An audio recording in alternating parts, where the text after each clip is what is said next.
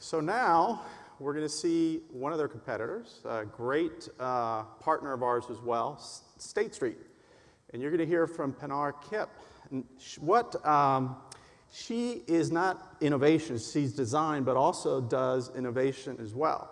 So she's responsible globally and also has operation centers in India and the Philippines and manages all of that. She graduated undergrad from MIT with an engineering and computer science degree and also has an MBA from Harvard. So my 17-year-old daughter, Amparo, who will be here, she's an engineer, a Latina aspiring engineer. So she has agreed, thank you. She has agreed to talk to her about MIT, which I'd really like her to apply there. So she needs a good mentor. So with that, please welcome Pinar to the stage. Thank you. Thank you. I was thinking about what I should say today. My initial 5, 10, 20 examples were, what have we done at State Street that really worked, that stood us apart, that put us ahead of the pack? And I could talk about that a lot, but perhaps that's not as interesting. So then I thought maybe I'll tell you a little bit more about the things we found out as maybe things didn't go as well our way. As I think about how we look at change and innovation in State Street, we really do it in 2 separate ways.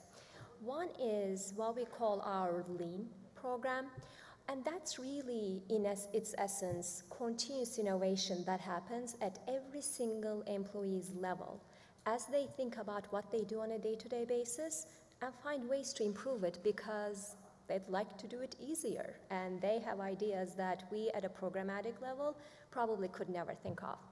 I remember when we first started introducing Lean to State Street, which was around 2007, 2008, and I was sitting down with some of the employees to look at what they do, and one of them just casually told me, this is my standard operating procedures. I do 1 to 10. My friend that sits over there actually has a faster way of doing it, but it's not in my protocol, so I can't follow that.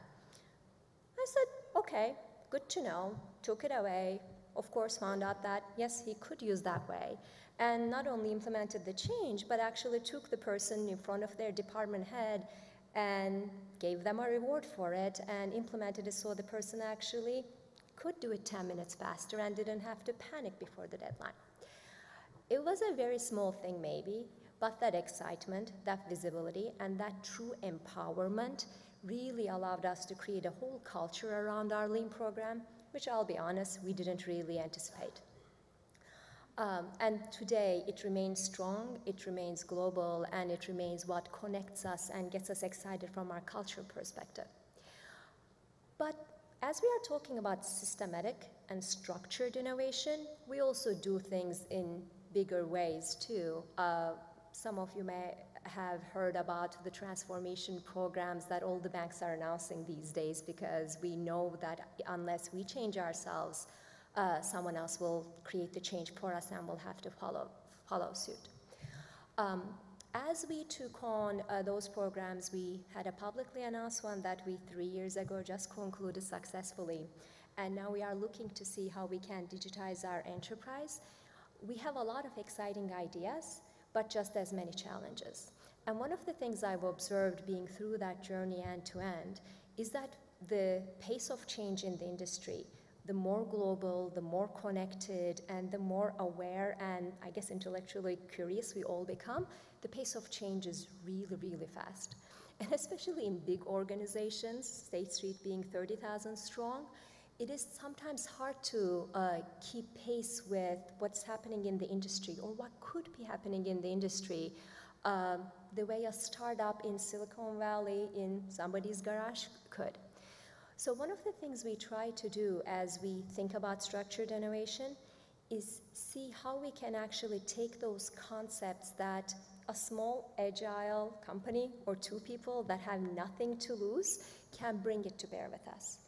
Because our findings, those failures I told you about, were actually the reasons that make State Street very successful today as a whole. For example, we have a client DNA, inside and out.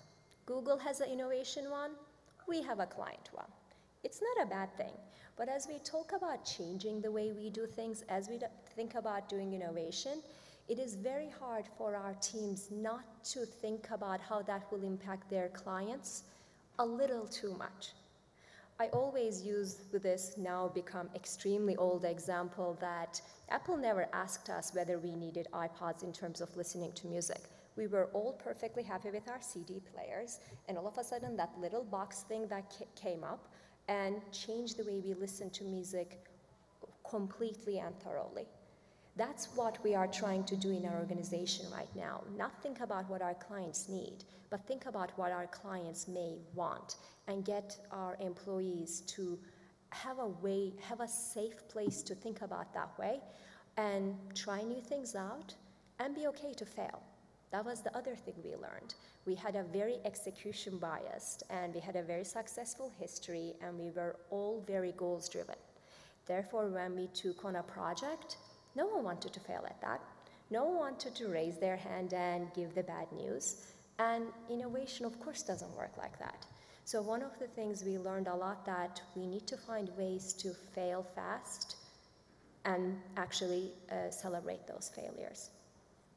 And then third, but not the last, was that no matter how great processes and tools and structures we have in which we create innovation, so we set up labs, we brought the best innovation tools and techniques and processes, they bring you only to a certain extent if people are not there to support you.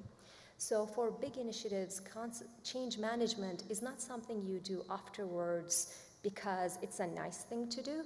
It is fundamentally what makes or breaks a change in any company. Which brings me to my last point around fundamentally what makes an organization in its essence innovative and successful in this new world, or one that fundamentally will always be at best a fast follower, and that is people. The talent we have in each organization and who we are as individuals, so it's a really good place to be, is truly, no matter in what organization we are in, its biggest asset. I've been hearing lately that Google, that company that we all look at as the biggest innovator and that we try to be, has actually become too big themselves. I heard from some of my friends that live in that area that working in Google is actually too bureaucratic, and they themselves are having a very hard time getting those bright young minds that think differently. And that's not only a challenge for each organization to hire good talent, which always is, but it's a big challenge to keep committed to a global, diverse, inclusive organization that fundamentally feels comfortable raising their hands and bringing forward their different ideas, because that's where the innovation and the change fundamentally is born. If you could put aside everything else I said, the processes, the programs, failing fast, being able to execute, the one thing each company, each organization, our own teams need to have is that full, transparent inclusiveness and diversity in our organizations. That's really how we change. Sometimes it feels like it's not as easy to achieve and get, but the truth is, speaking about for each and one of us, it's a really exciting place to be, because that means that I don't have to have the experience in a certain area. I don't have to have a certain background, a certain degree. I don't have to fit in, and rather, I better not fit in. I need to stand out and ask that stupid question and bring that idea that everyone looks at me as if I'm crazy, because fundamentally, one of those comments and one of those thoughts is what's going to change where I am, truly and fundamentally for the well. So, as you hear all the different conversations we have today, and you hear the wonderful speakers that are going to tell you about very inspirational ideas, just keep that in mind. You all have the power to fundamentally transform one organization one day forever. Thank you.